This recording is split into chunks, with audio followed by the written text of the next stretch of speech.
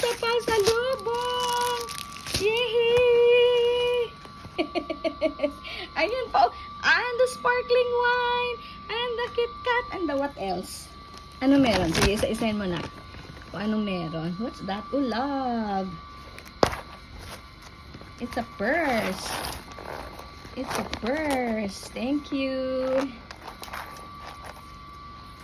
That's the, ano yan? Active. Stand, ano yun sabi mo? Stand. Mug. Toothpaste. Sabon. Dove. Ito daw ang sabon. Malaking malaki. And then the Mentos. And then may ganyan. Okay, wow. Yay! Toblerone. May Toblerone. May Colgate. Toothpaste. Ano po ito? Fruits and the... Yay!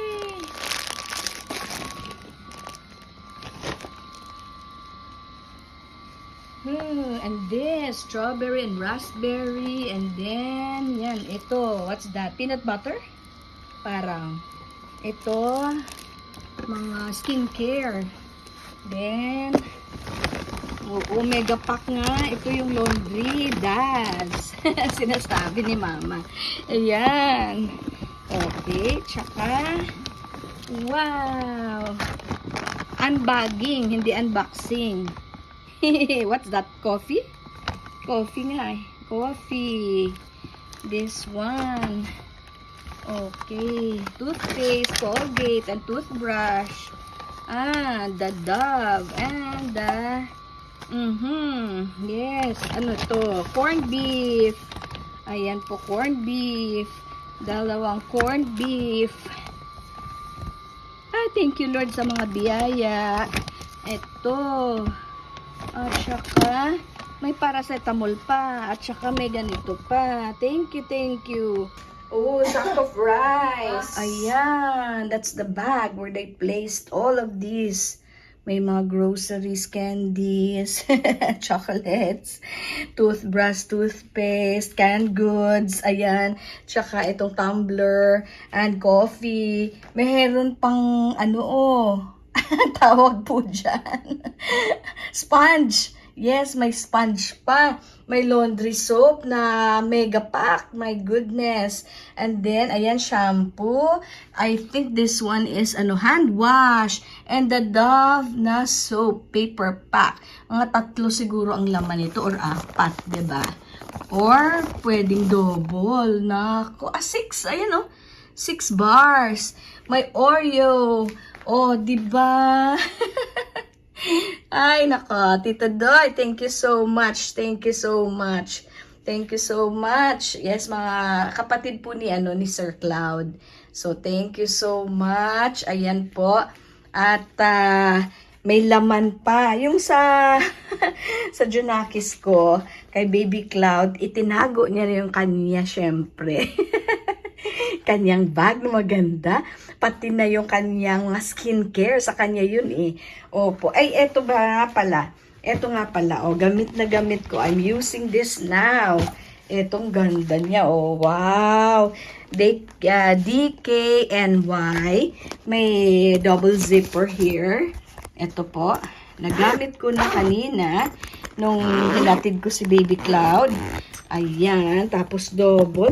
Pwede siyang pang overnight eh. Oo. Pagka travel light ka lang.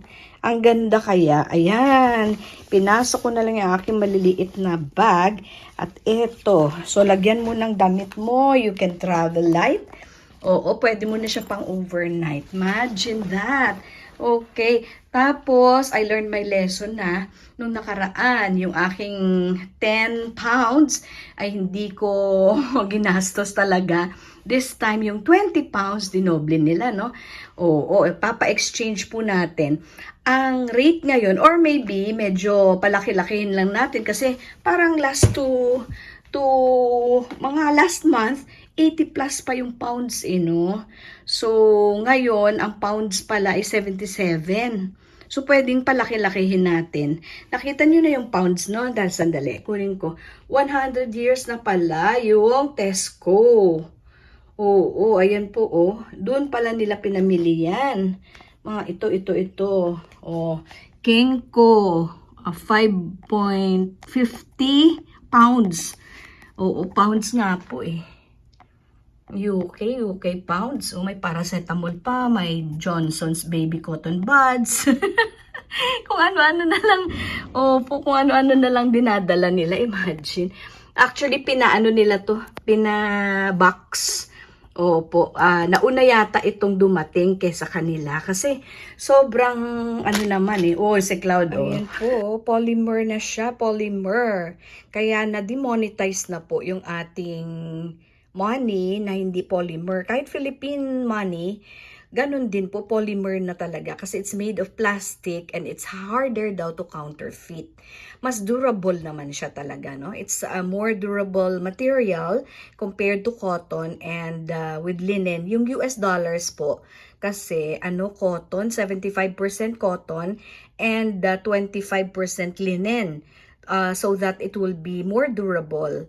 But in our case, ito po, polymer ito yung pounds. And same is true with, wag mo lang siya i-iron. Never iron your polymer money or paper bills. Kasi itong mga banknotes made of polymer, hindi mo talaga siya, it will be wrinkled. Yes, talagang makrumple siya because it's made of plastic. Precisely. Pero mabasa man siya or it's really more durable and it's harder to counterfeit according to kasi yan po, meron siyang mga safety something.